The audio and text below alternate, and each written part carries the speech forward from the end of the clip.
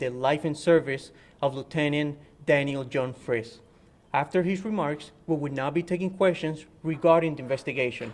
If you have any questions regarding the investigation, please contact Maryland State Police, who are investigating this collision.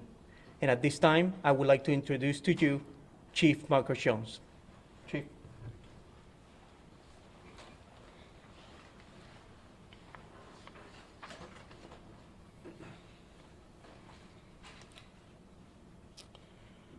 Good afternoon. Thank you for joining us today to recognize the contributions of Lieutenant Daniel Friz to the law enforcement community, where he has served for many years. We received a notification from the Maryland State Police crash team that approximately 12:13 a.m. on today's date, Maryland State Police responded to Interstate 70 in the area of Maryland Route 94 for the report of a serious collision.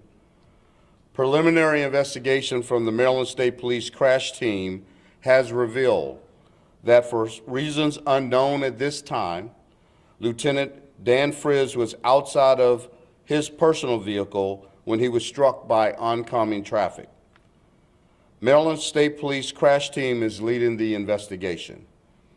Anyone who may have witnessed the incident are urged to contact the Maryland State Police Rockville Barrack at 301-424-2101. Again, I repeat that number, 301-424-2101. Now, to honor the life of Lieutenant Daniel Friz, I would like to offer a little bit about Dan. Upon graduating from high school, Dan's desire to serve drove him to join the Navy. Dan served honorably with the United States Navy until finding his next path of service.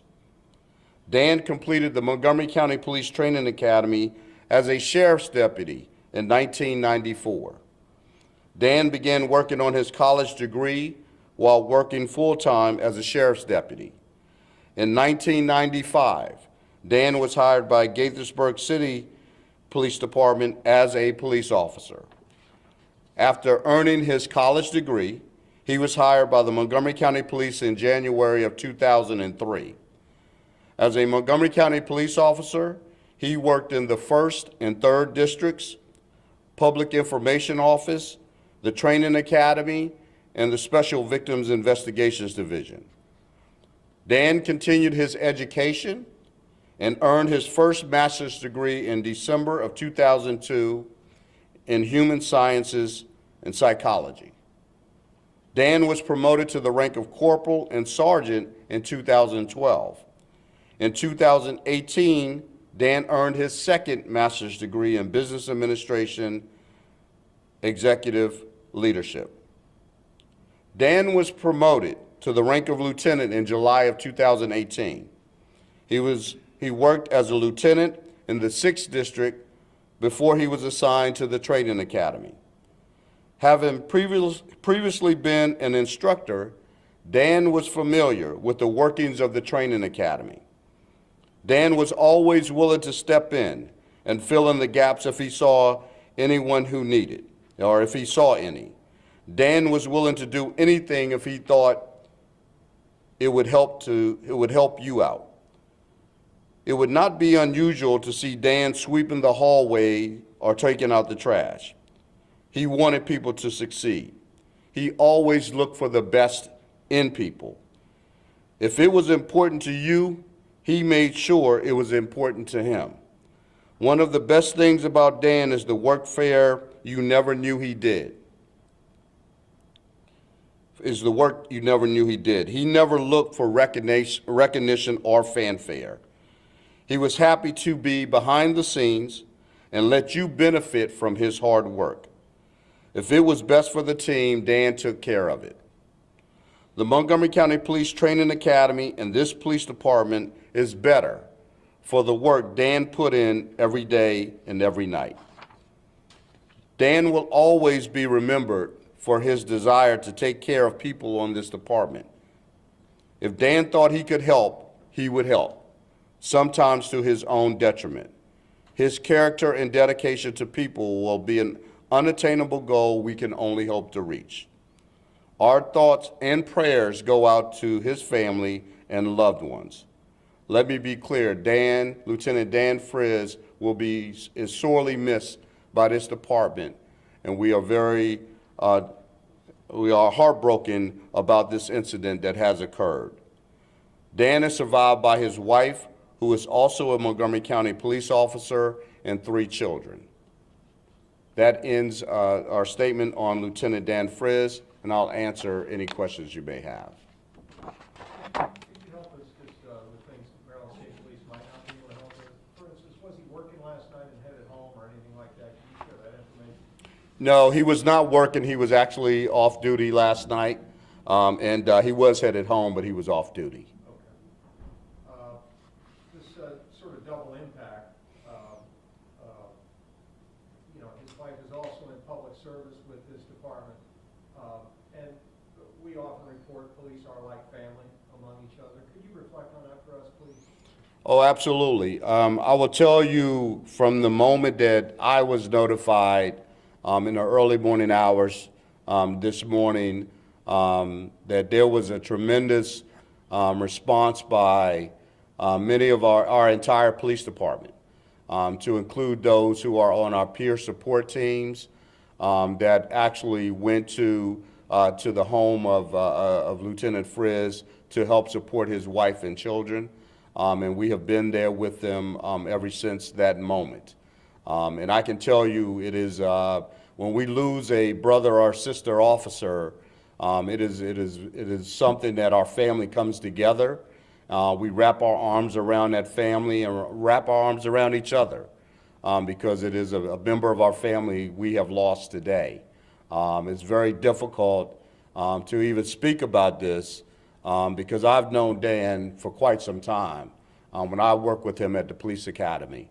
And he has been one of my hardest working executives who worked extremely hard for this community, who put in endless hours, who did any task I asked him to do without hesitation. And he always did it with a smile on his face. It's notable when I spoke to some of his neighbors, they knew him not only as a police family, but they knew him as a guy who played bagpipes on the back porch and made here to music. Yes. Most unlikely. And notably, the photo you all have released is that. Could you reflect that? Was he playing in a police band or Yes. FOP or what was that? So we have a ceremonial bagpipe band for our department who plays at many of our different types of law enforcement services, such as our fallen heroes that we do in the month of May. And any others, and unfortunately, even during funerals for our fallen officers. And Dan had perfected that craft. I remember when he first took up that task of being involved as a bagpiper, and he was one of our very best bagpipers. When it was all said and done, he dedicated himself to that. Again, that was an extracurricular, extracurricular event that he wanted to be a part of, and he did it with great pride. And many families have been very. That's a heartwarming event when they hear the bagpipers play at these ceremonies. And Dan was just again. That's something that I know the next time I hear the bagpipes, I'm going to be thinking of him, because again, that was his true commitment to this department. Any additional personal details you could share outside your statement about, I had no idea the guy has 2 master's degrees, kids sports, I don't know his involvement in the community out there in Mount Airy. Any other details you could share with us? Well, the one thing I would share in reality is what I stated about Dan's willingness to help others, to bring others along, and not only within the police profession, but people that he knew that he was always willing to help. Over the past few months, or even over the past year, there have been difficult days for police officers. And there's a group of officers who actually get together to talk about the very tough issues that surround them as police officers in their daily duties. And it was not uncommon for Dan to pop in at the training academy while they would have these sessions in their own time and share their thoughts and feelings and provide counseling, you might say, to provide words of encouragement to those who might be going through some of the most difficult moments in their lives. And that's who Dan was. And just, he could just do that and just give people that morale boost that they needed to get them through the day or get them through just a tough period. And that's who he is, was as an individual. And again, that is something will be missed. Yes, ma'am. What happens now? You mentioned that there are officers that are at the family's house comforting his wife and his kids. I know that officers killed in the line of duty, their families get certain benefits. Will his family also get those benefits even though he was killed while off duty?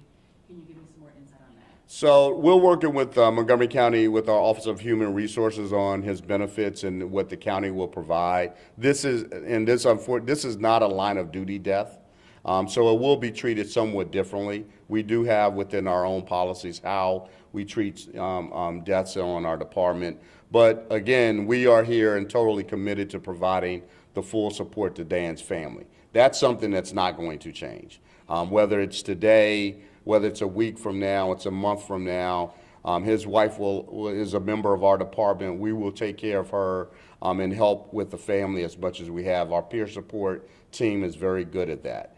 And so I'm very blessed to have people who really care about each other to provide them with that support. So that's what we'll look forward to in the coming future. Thank you. I'll answer one more question. Yes, ma'am. He was responding to a different collision, but he was off duty. Am I understanding that correctly? No, ma'am. No, the details of all of this incident is under investigation by Maryland State Police. They are getting all of the facts together of exactly what happened.